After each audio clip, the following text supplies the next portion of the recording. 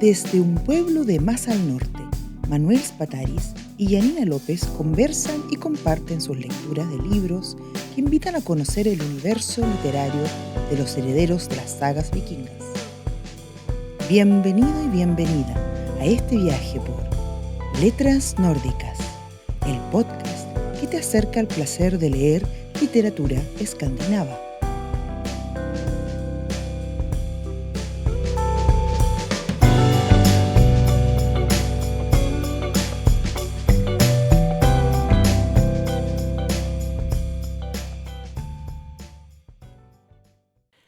Johannes Sanjuro nació el 23 de marzo de 1979 en Borås, Suecia. De padre ugandés y madre sueca, creció en un barrio popular que más tarde sería fuente de inspiración o referencia en su trabajo literario. Hoy en día, Anjuro es conocido tanto por sus libros de poesía como por sus obras en prosa. Debutó en 2003 con el libro de poesía De Ebare Gudarna som Enia, que hemos traducido libremente como Solo los dioses son nuevos. Estos poemas describen la vida en un barrio pobre sueco dominado por inmigrantes, la vida cotidiana con sus conflictos, exclusión y falta de vivienda adquiere un carácter mítico a través de una fuerte inspiración en la Ilíada de Homero que caracteriza los poemas de este libro. El yo poeta es un héroe homérico de la década del 2000 y rítmicamente el hexámetro clásico se mezcla con la jerga callejera y el rap de la década. A este libro lo siguió Omega, del 2005, basado en la muerte de un amigo suyo. Luego, en otro libro, Stederna Inutihol, Anjuro retoma el enfoque de su primer libro de poesía, pero esta vez el viaje de Eneas al inframundo forma la banda sonora. El libro fue nominado al premio August. Anjuro confundó además el grupo Broken Word, que mezcla poesía callejera y música, y realizó una gira con el Teatro Nacional en 2004 con el espectáculo Abstract Rap. También escribió la obra Förvarat en 2009 junto con Alexander Moturi, pieza que trata de cómo un centro de detención retiene inmigrantes condenados a ser deportados del país según la ley de extranjería. En cuanto a novelas, en nuestro episodio número 11 presentamos la novela de Anjuro Se ahogarán en las lágrimas de sus madres, con la que por cierto se hizo conocido internacionalmente. Como ya sabemos, se trata de una novela distópica que nos describe una probable futura Suecia bastante irrespirable. La novela recibió el prestigioso premio August en Suecia y fue adaptada como obra de teatro bajo la dirección de Farnaz Arbabi. Pero nuestro autor ya había incursionado en la narrativa con otras novelas. En 2012 tuvo gran éxito literario con la novela A Storm Came from Paradise, una tormenta vino del paraíso, publicada 2 años después de su debut en prosa con Skulle jag dö under andra himlar del 2010. Debería yo morir bajo otros cielos, en nuestra traducción libre, donde cuenta la historia de su padre, quien se entrenó como piloto de combate cuando Idi Amin llegó al poder en Uganda. El libro fue nominado al Premio de Literatura del Consejo Nórdico. Finalmente debemos mencionar la novela Ixelles de 2022. En esta novela la acción se traslada a un suburbio de Bélgica.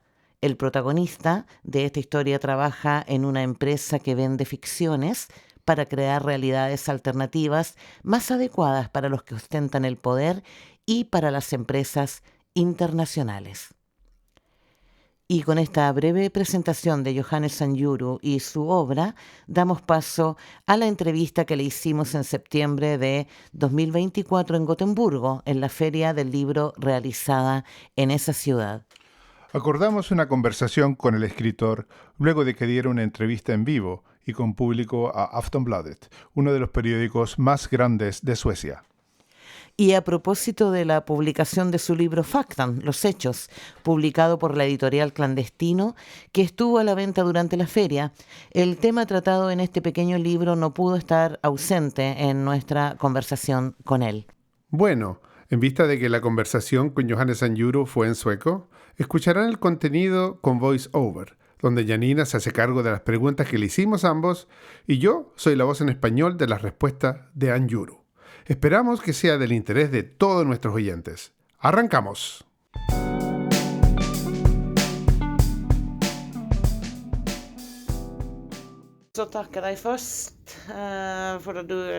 Bueno, te agradecemos primero porque estás dispuesto a tener una conversación como esta con nosotros que venimos de Noruega. Sí. Como ya sabes, la idea es encontrarnos con autores de diferentes países escandinavos para hablar un poco sobre lo que está ocurriendo en el mundo de la literatura y no menos sobre el probable papel de la literatura con relación a lo que ocurre en el mundo. Sí, entiendo. En relación con el libro del que, por cierto, hemos hablado en el podcast, Se ahogarán en las lágrimas de sus madres, porque como ya sabes, así se llama tu libro en español. Jag älskar spanska. Ja, Jag älskar det gör spanska. det. Ja, jag gör det. Jag växte upp. Adoro el español. Crecí, lo mencioné antes, quizás ayer en Växjö, que está en el centro de Suecia, en lo que se llama programa de vivienda. No sé cómo se llama en noruego, pero ya saben la idea. Sí, lo sabemos, el programa de vivienda de la socialdemocracia. Allí fue donde llegaron todos los refugiados y vinieron muchos latinos, sobre todo chilenos, y algún argentino que vivía al lado. Así que socialicé mucho con chilenos y latinoamericanos. Adoro a tu gente. Tienen un pueblo maravilloso y un idioma maravilloso.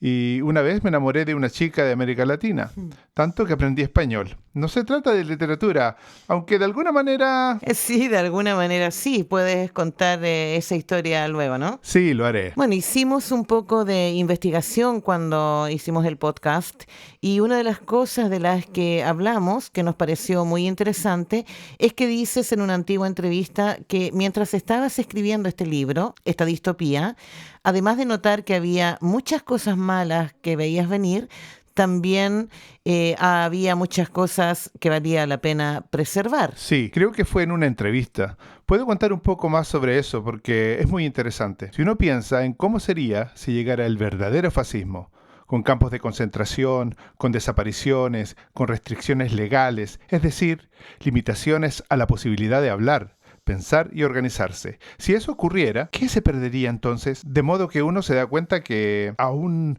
no tenemos fascismo. Es bastante fácil pensar o decir que es un tipo de semifascismo. Tenemos partidos xenófobos, partidos nazis. En Suecia hay nazis. Los demócratas de Suecia, concretamente, son de verdad nacionalsocialistas, que ahora se han puesto corbatas. Se llaman BSS, ¿no? Mantener a Suecia sueca. Y es fácil pensar que ya tenemos fascismo. Pero cuando escribí este libro, traté de imaginar cómo sería una distopía. También vi todo lo que vale la pena intentar defender, todo lo que tenemos, a pesar de todo, en nuestras sociedades. Los restos de un estado de bienestar. Y ahora pienso principalmente en lo que existía o lo que aún existe en las personas. Es decir, un sentimiento de que podemos vivir juntos, que podemos resolver esto juntos, porque tenemos que hacerlo. Porque es detestable pensar que puede matar a un montón de personas, encerrar a un montón de personas. Ahí es donde el fascismo lleva. No necesito contárselos. Ustedes han venido de Chile, lo sé. Lo mismo sucede en Uganda. Cuando esto ocurre, estos programas fascistas dicen que la nación se convierte en un fetiche. No es posible organizarse. Personas perseguidas y asesinadas. Pero hay personas comunes que se resisten a eso. Un niño de 3 años tiene esa resistencia, contra pensar en que alguien simplemente debe ser asesinado. Así que esas cosas son dignas de ser defendidas. Creo que lo son. Y lo vi. Vale la pena defender eso. Un sentido de decencia. Pero ¿hay algo que podamos aprender? ¿Podemos hacer algo? ¿Podemos prepararnos para poder preservar estas cosas como sociedad? ¿Lo estamos haciendo? Creo que hay muchos que lo hacen. Creo que en gran parte se trata de... Parte de esto tiene que ver con el lenguaje público. ¿Qué se puede escribir en los periódicos?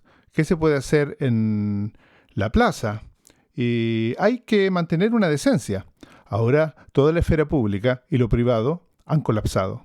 Así que ahora la gente piensa que en el periódico se puede escribir sobre el desarrollo político de la forma que tal vez se le dicen las cosas a la esposa en casa cuando uno está enojado. ¿Y por qué no se puede escribir eso en el periódico? Por ejemplo, dicen, quiero que mi primer ministro diga lo que yo le digo a mi esposa.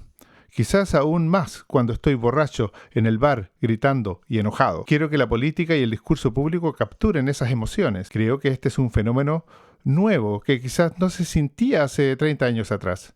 La gente se quedaba en casa y estaba enojada con los inmigrantes o con esto o aquello, con comunistas o con la derecha. La gente se quedaba en casa y estaba enojada y gritaba allí. Tenían fiesta y discutían y cruzaban los límites, pero no sentían el deseo de que el primer ministro estuviera en la Asamblea Legislativa vociferando las mismas cosas que ellos, porque entonces algo sucede con toda la sociedad. Así que creo que es importante mantener ese límite, que hay un cierto tipo de dignidad y seriedad en la esfera pública, que no se convierte en un circo violento. Y eso se puede hacer escribiendo, con audiolibros, artículos de opinión, haciendo un podcast como ustedes hacen. Es decir, participar en el discurso público con su propio tono y esperar que la gente pueda reconocerlo. Así es como lo he hecho yo. No se trata de legislar y prohibir, sino de cultivar, como tú dijiste, como cultivar un jardín. Uno debe cultivar un discurso público. Que sea decente. Que sea decente, que también reconozcan la humanidad y la belleza de los extranjeros, que aunque yo sea alguien que no entiendo qué rarezas tiene la religión de un extranjero, incluso si pienso que es raro o ¿cómo se puede pensar así? ¡Qué asco! Tenemos que vivir juntos, porque la alternativa a vivir juntos es matarnos unos a otros. Y por eso debemos, creo, mantener cierta decencia. Cuando hablas de... dices algo sobre lo que dijiste a Aftonbladet, allá abajo, porque son las formulaciones en la prensa las que están divididas en el mundo. Por ejemplo, cómo se tratan las cosas que conciernen a los palestinos en Gaza, y a todos nosotros entre paréntesis, eso tiene un significado. ¿Qué opinas sobre cómo se maneja el discurso en la prensa sueca? No idealmente. Hay un periódico que se llama ETC en Suecia, que es una revista de izquierda. ETC recientemente hizo una investigación en la que analizaron 8.000 artículos que se han escrito en el último año. Es decir, miles de artículos que se han escrito sobre la guerra en los grandes periódicos, servicio público, televisión y radio, y así sucesivamente. Descubrieron, por ejemplo, que una vida israelí vale entre 9 y 15 vidas palestinas, dependiendo de qué periódico sea, pero aproximadamente 10 vidas palestinas en metros de columna. ¿Cuánto se escribe sobre un israelí muerto o un palestino muerto? Y es un gran problema, pero para mí hay un problema aún mayor. Lo que también mencioné allá abajo cuando hablé un momento en la Feria del Libro. Es algo que mencioné que tiene que ver con qué vidas son sagradas. Todas las personas tienen, creo, un sentido de que cuando se asesina a un niño, no hay nada que se pueda decir que explique que matarlo sea correcto. No hay nada que se pueda decir. Tuvimos que matar a un niño. Todas nuestras acciones, esta es mi percepción, todas nuestras acciones tratan de evitar que nuestros hijos sean dañados. Casi todo lo que hacemos. Por ejemplo, cuando voy a trabajar, se trata de que tengo que ganar dinero para que mis hijos puedan tener comida y puedan tener juguetes. Y en última instancia, para que puedan vivir. Creo que esa debería ser la base ética para la humanidad. Y eso sucede bastante a menudo. A menudo se ve que cuando se asesina a un niño, se trata con increíble devoción. Es decir, con un sentido de santidad. Con un sentido de que aquí se ha desgarrado el cosmos. Pero aquí yacen, no solo uno, sino 5 niños muertos. Supongo que es una clase escolar en un autobús que cae por un precipicio, que ocurre a veces, o como la masacre que ocurrió en Noruega. Entonces surge un sentimiento de seriedad y calma, pero ese sentimiento no surge en torno a los niños palestinos, no lo hay en torno a los niños palestinos. Ni a los niños libaneses. Niños libaneses que mueren. Cuando Israel hace estallar dispositivos de vigilancia electrónica, lo hacen explotar y saben, por supuesto, que algunos niños morirán. En los medios suecos se puede leer, ¡wow! ¡Qué cosa tan impresionante! ¡Sensación! Dagens Nyheter tiene un titular, recuerda a una película de James Bond. Hay muchas cosas que recuerdan a una película de James Bond. Entre otras cosas es que James Bond a veces vuela sobre el territorio enemigo. Nadie escribiría del 8 de octubre que el ataque de Hamas del 7 de octubre recuerda a una película de James Bond. Ningún periodista en el mundo, tal vez en algún país árabe escribiría eso, pero en Europa nadie se atrevería a escribirlo. Uno lee en la prensa española de aquel día cuando deciden marcar el 7 de octubre y dice ataque de Hamas, Hamas ha matado a tantos israelíes, pero en la dirección opuesta dicen, tantos mueren a causa de. Es muy sutil, doloroso, pero efectivo. Y afecta a la mente de la gente en general, porque se repite tantas veces, solo hay uno que ataca y mata, el otro se defiende y en consecuencia muchos mueren, o sea, no son asesinados, comillas, mueren. Y entonces volvemos a lo del uso del lenguaje, al papel que juega tanto fuera como dentro de la literatura. ¿Piensas que la gente que se dedica a la literatura tiene una responsabilidad ante lo que sucede? He pensado mucho en eso, porque me han hecho esa pregunta antes, y en realidad pienso lo siguiente, porque cuando se dice, ¿tiene un escritor una responsabilidad? Lo que se pregunta también es, ¿debe tener un escritor una posición ética diferente a la de un conductor de autobús? ¿En qué sentido es diferente ser un escritor a un conductor de autobús cuando se trata de responsabilidad social, etcétera? Y en realidad, de alguna manera, pienso de esta forma. Ser autor es como ser un zapatero o un conductor de autobús. No hay nada especial en ser escritor. Uno solo es un artesano y un zapatero no tiene una responsabilidad especial. Todos tenemos una responsabilidad humana. En realidad hablo sobre una responsabilidad humana, pero al mismo tiempo pienso en que soy musulmán. Entonces creo que la pluma aprendimos a usarla de un ángel. Fue un ángel que vino al profeta Idris, se llama en árabe, profeta Idris, y le enseñó a usar una pluma y a escribir, como una especie de revelación, es decir, el material de la revelación. Así que cuando se trabaja con una pluma y se trabaja con el lenguaje, se trabaja con algo que está más allá del mundo, algo sagrado, algo que cae fuera de los análisis mundanos, como si uno fuera un zapatero, pero trabajara con la revelación. Y en eso creo que hay una responsabilidad, pero creo que esa responsabilidad trata principalmente de no dejarse utilizar, de no aceptar eso, porque hay algo fantástico con la literatura, con la poesía, con las novelas. Es algo increíble, incomprensible, algo que no podemos entender, que aún así podemos tener en nuestras manos y llevar en nuestras mochilas, que es el alma de otra persona que está allí.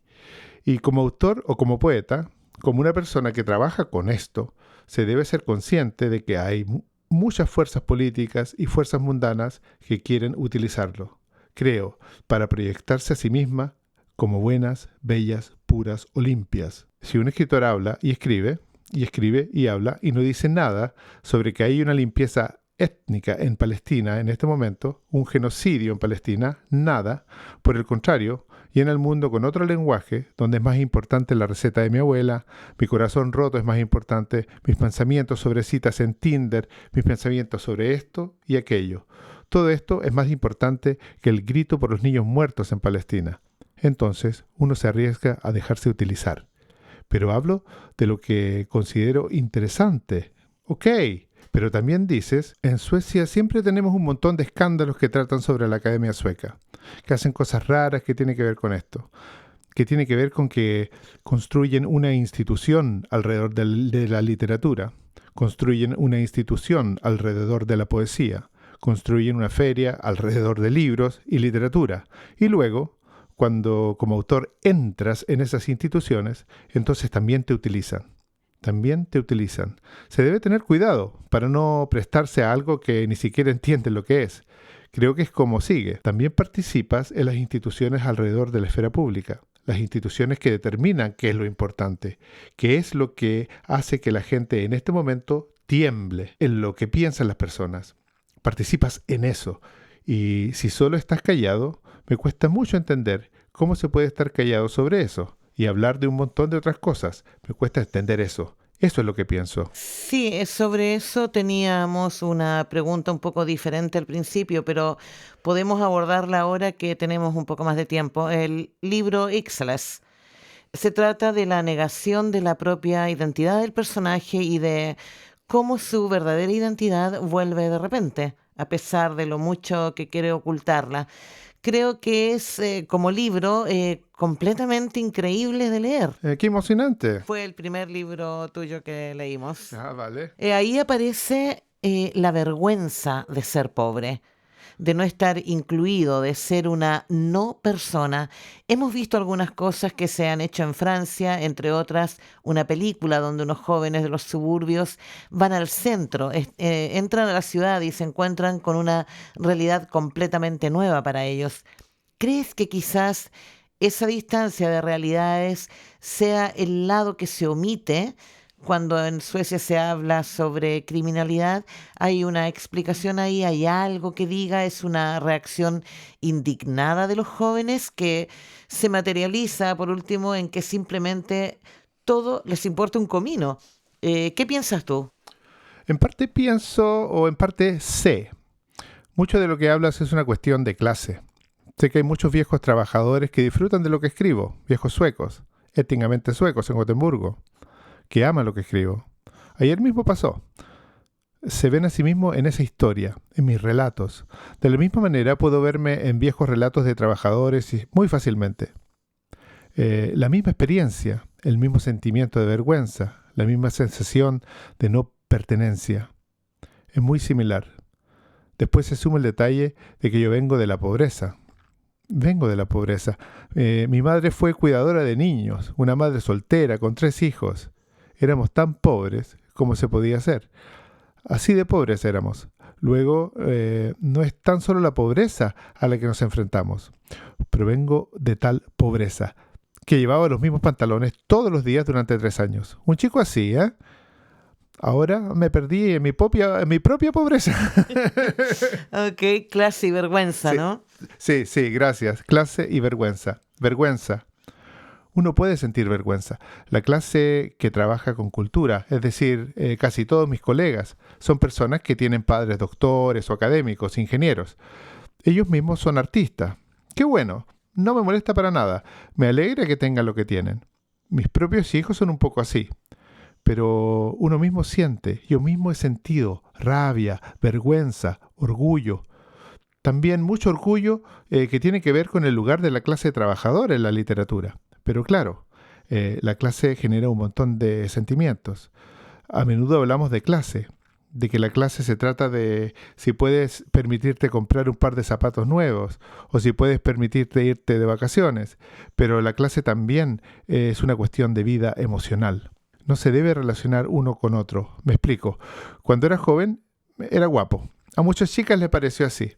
Entonces, había un chico que tenía celos de eso. Y entonces me dijo, pareces un intelectual de la cultura. Él estaba celoso de eso. Entonces agregó, pareces un modelo de Hennes & Mauritz, de H&M. H&M son ropas baratas. No sé si existe en Noruega, H&M. Sí, claro. Son de hecho las ropas más baratas. Entonces al decir, eres tan guapo, pareces un modelo de Hennes & Mauritz, todos se ríen. Y todos entienden que eres un poco guapo, pero igual pareces una persona pobre. Todavía lo recuerdo. Alguien que simplemente lo dijo en una fiesta. Lo recuerdo aún. Fue hace 15 años. Tales sentimientos están en circulación en el mundo. Existen. Está claro que eso genera un montón de ira y todo tipo de reacciones. Luego se suma que uno sabe que es observado como un animal. Lo sé, especialmente ahora en Palestina. Mira lo que ocurre en Palestina. A nadie le importa. No hay orden ni ley. No hay orden ni ley para los palestinos muertos. Y el problema es que si eres joven palestino y vives en Suecia y sabes que que este Estado negocia con empresas de armas israelíes, a pesar de que viola las leyes de la ONU, la Corte de la ONU, la Corte Suprema, sí, pero a nosotros no nos importa. Ahí está un profesor que le debe enseñar a estos jóvenes palestinos, ustedes tienen que respetar la ley. Disculpa, no es posible, no es posible. Y eso es un problema muy grande. Es un problema que existe en todos los imperios, me atrevería a decir. Acabamos de ver el imperio aquí afuera con música y todo, ¿no? Exactamente, el imperio galáctico. Sí, vimos pasar un grupo disfrazado de las tropas de asalto de la Guerra de las Galaxias aquí en la feria. Exactamente, pero aquí tienes, entre otras cosas, Faktan, el libro Faktan, los hechos, ¿no? intentamos conseguirlo, llamamos en realidad a la organización que estaba relacionada con un festival que tuvo lugar en Gotemburgo cuando se lanzó, si no me equivoco, la editorial Clandestino, el Festival Clandestino, y les preguntamos a ellos si podían reservarnos un ejemplar y lo hicieron, lo compramos de hecho. La mayoría son poetas palestinos, autores que han muerto. El libro se llama Los Hechos, porque cuando Sudáfrica presenta su denuncia a la CPI, Corte Penal Internacional, la Corte Internacional de Justicia, cuando ellos presentan su denuncia a la Corte de la ONU y dicen, sospechamos que Israel comete un genocidio en Gaza, entonces presentan pruebas. Parte de su recopilación de pruebas se llama The Facts, y estos son los hechos que están en el libro. Así que en realidad he resumido y traducido la denuncia de Sudáfrica a la CPI. Yo he dado charlas sobre el tema. Es una pesadilla leer sobre estos hechos. Es horrible escuchar las voces del oficialismo israelí sobre Palestina, sobre Gaza, lo que harán, cómo bombardearán, destruirán. Es terrible de oír. Tuve una charla para algunos estudiantes. Entonces una mujer se levantó, una mujer palestina que se puso de pie y dijo, no puedo escuchar esto. Tengo familia en Gaza. Tengo parientes que han muerto. No soporto escuchar esto. Es demasiado horrible. Entonces hubo un silencio abrumador durante 5 segundos que parecieron 5 años. Hubo un completo silencio después de que ella se fue. Pensé, ¿qué estoy haciendo? ¿Qué son estos hechos? ¿Qué hace esto con el mundo? ¿Qué me hace a mí, a la gente, solo repetir esta información? Y entonces vino la idea de que algo más debía hacerse. El alma debería estar incluida. Así que busqué citas de poetas palestinos. La mayoría de ellos, no todos, pero la mayoría son poetas palestinos que han muerto durante este genocidio. Es el poeta más joven de Gaza que ha escrito un poema de amor. Es una pequeña cita de su poema. Es una madre, una mujer que es madre, que escribió un poema. Escribo poemas porque espero que me protejan contra las bombas. Ella fue bombardeada y murió junto a su familia. Son, en gran medida, poetas que han sido asesinados, que también los cito. Son citas cortas, pero hacen algo con el libro. Finalmente, alguien que es valiente y dice las cosas como son, ¿no? Sudáfrica lo hace. ¿Crees que la gente en general piensa, los sudafricanos también tienen un tipo de conciencia y moralidad? Porque hay una creencia en Occidente de que es aquí donde se tiene la moral correcta. Hablamos de esto bastante a menudo cuando nosotros tratamos el tema. ¿Es así? Creo que estamos viviendo en un imperio en decadencia, en el mundo occidental, en Europa y América. Creo que nuestra influencia como occidentales, como imperio, como factor dominante en el planeta, está llegando a su fin. Este genocidio es para mí un signo de eso, porque también expresa una desesperación. La incapacidad de Europa y Estados Unidos para detenerlo es un signo de nuestra desesperación. Lo que entendemos como la lucha entre civilización y barbarie es en realidad solo un imperio que muere, porque los imperios siempre mueran. El hecho de que Sudáfrica presente esto a la Corte Internacional en La Haya, en lugar de Noruega o Suecia, es una señal de que el imperio se está muriendo.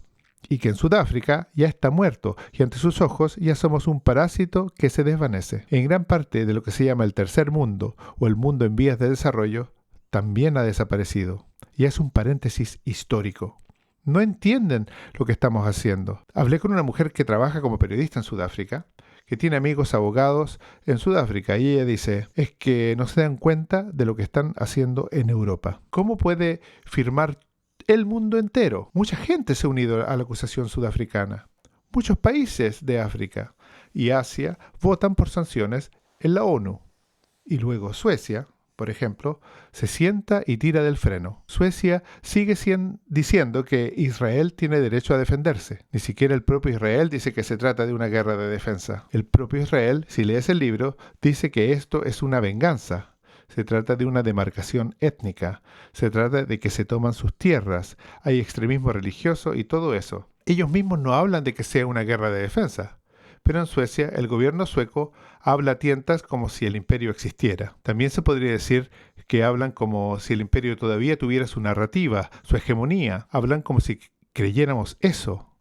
Hablan como si ustedes fueran estúpidos que se lo creen, porque el imperio habla como si fuera omnipresente. Es una guerra de defensa. Israel tiene derecho a defenderse. O te lo crees.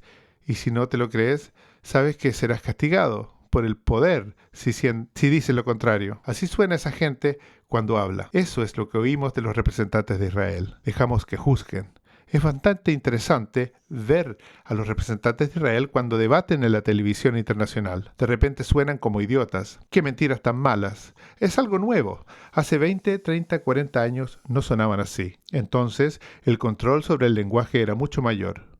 Bastaba con decir, por ejemplo, esto es antisemitismo. Entonces se silenciaba a todo el mundo. O se podía decir, bastaba con decir, aquí te señalo unas letras árabes en un trozo de papel donde los terroristas han escrito sus nombres. Decir eso era suficiente hace 20 años. Cuando intentan hacerlo hoy, hay una clase media que habla árabe en Europa, dentro del imperio, que dice que estos no son nombres de terroristas en absolutos, son nombres de días de la semana. Esto fue algo que ocurrió. Tenían una nota en un hospital cuando fueron bombardeados.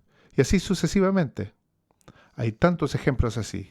Si tuviera tiempo, me gustaría escribir un libro titulado Las mentiras, que repasara todas esas mentiras, porque ha habido tantas que han sido tan fáciles de implementar.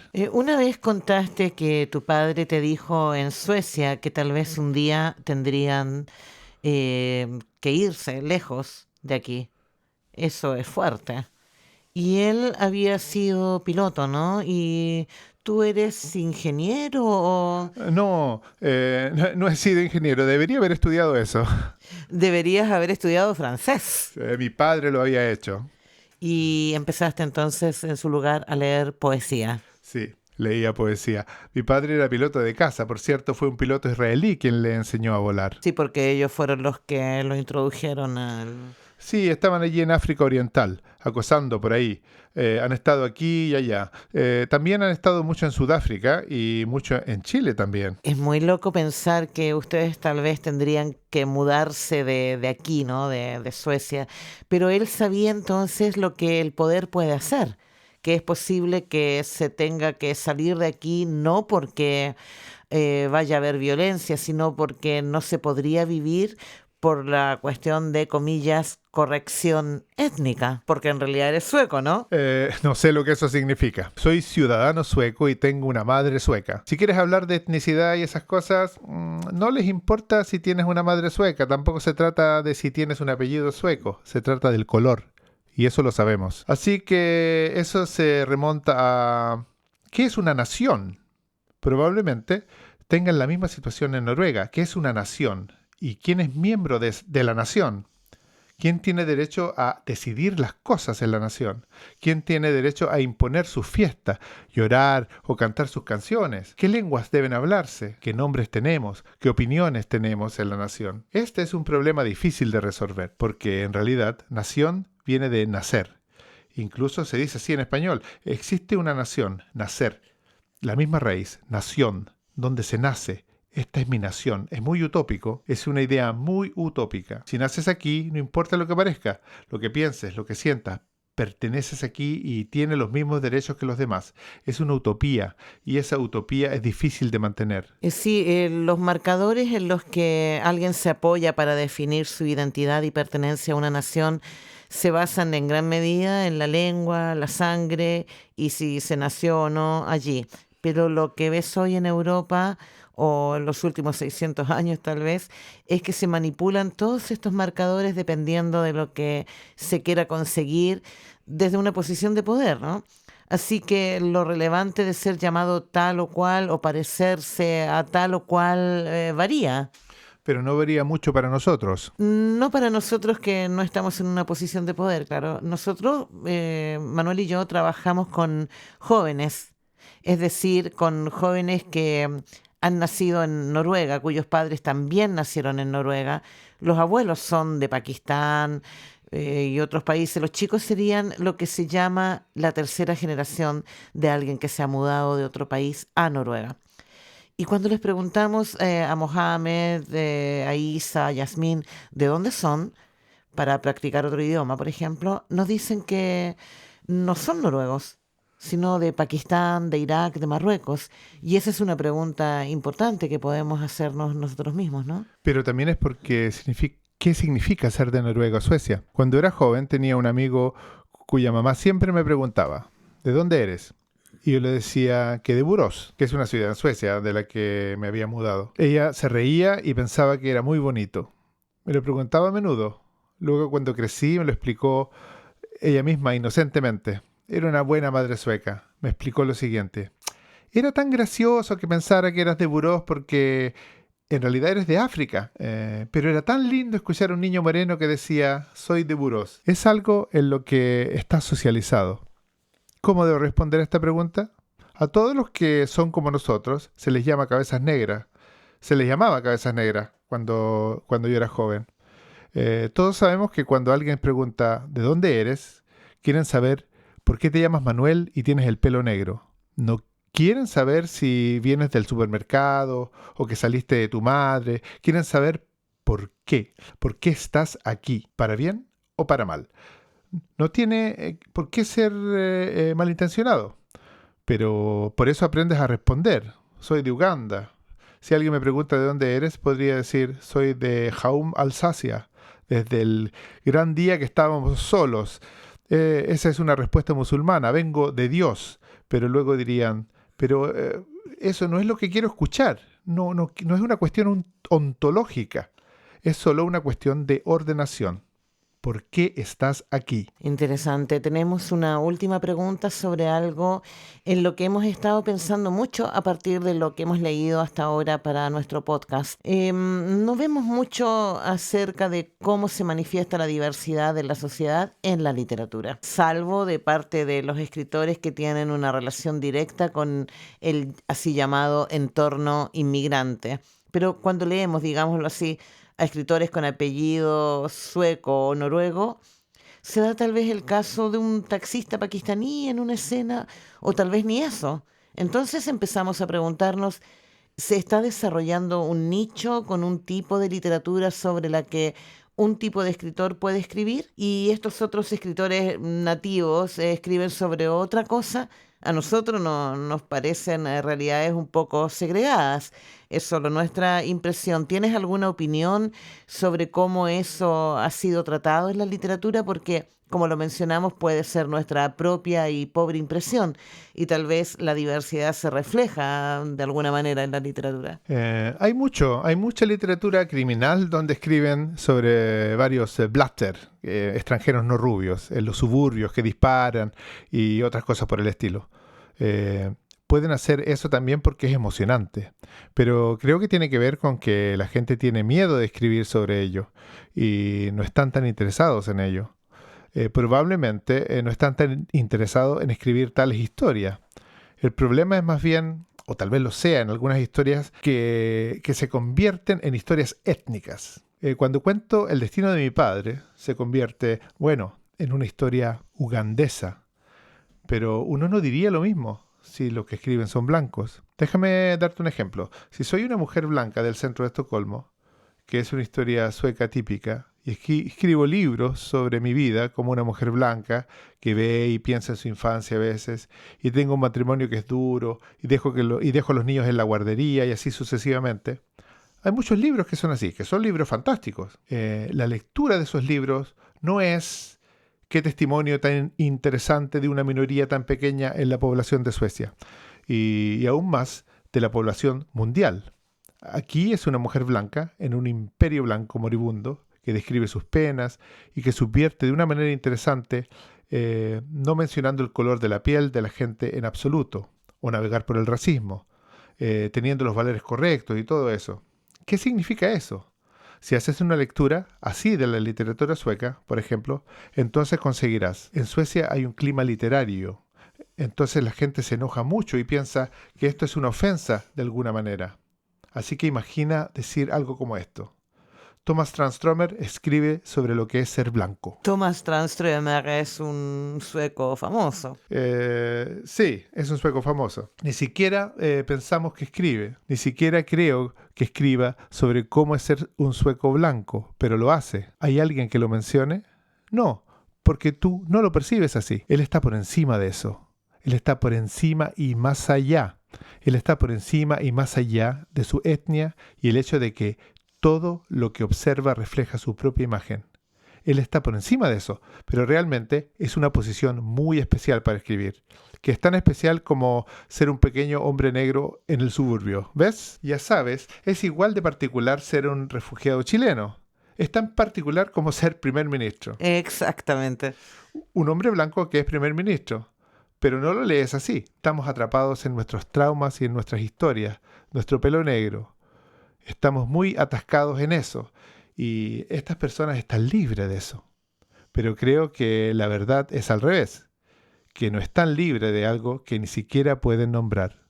De lo que ni siquiera pueden pensar. No están libres de ellos. Eso creo. Eso es lo que me parece. Pero no puedo obligar a nadie a escribir libros sobre otra cosa.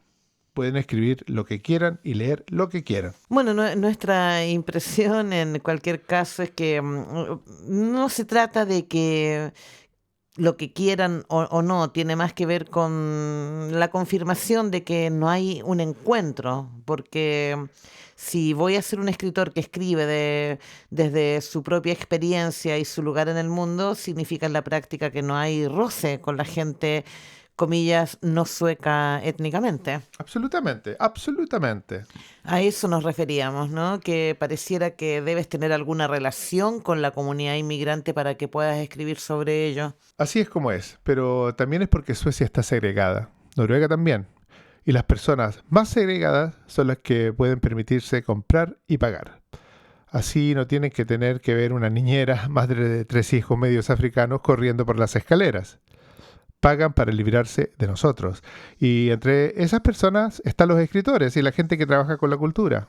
Son gente que han pagado para no tener que vernos y para no tener nada que ver con nosotros. Son, después de todo, gente rica. Pero ya saben. Así que, por lo tanto, están extra segregados. El mundo cultural es incluso más étnicamente blanco puro que los ingenieros o un hospital o cualquier otro mundo. El mundo cultural es muy étnicamente puro. Eso es porque todos viven en el mismo lugar y da la casualidad que viven donde yo no puedo comprar un apartamento. Pero antes de irme, tengo que hablarle de mi español. Sí, en realidad esa era nuestra última pregunta. Cuéntanos. Entonces lo haré rápido. Yo estaba en el primer país extranjero al que fui. La primera vez que fui al extranjero. Entonces fui a Madrid. Me encantó mucho. Conocí a una mujer de Perú. Me enamoré de ella en 2 días. Podría mudarme aquí, pensé. Yo era bastante viejo ya, tenía 28 años. Eso también dice algo sobre mi pobreza. Tenía 28 años cuando fui al extranjero por primera vez. Me enamoré de todos modos. Tuvimos un romance durante un verano. Luego ella dijo, se acabó, se acabó, se acabó. Ya no puedes venir a mí así. Me rompió el corazón. Yo solo había escrito poesía. Yo era un poeta. Si escribo una novela, tal vez sea traducida, pensé. Las novelas se venden. Así que escribir una novela. Tal vez sea traducida al español. Yo era un poeta bastante exitoso, así que pensé que tal vez podría ser traducido al español. Ella la leerá. Me amará de nuevo. Tal vez lo haga. Esto fue hace mucho tiempo. Más de 15 años. Entonces lo escribí. No salió bien. Era como escribir un diario. Fue un mal libro, mi primera novela, así que no fue traducida a ningún idioma. Mi agente dijo que no funcionó. Tal vez el libro sobre tu padre funcione, me dijo. A veces tienes que hacer algo para conseguirlo.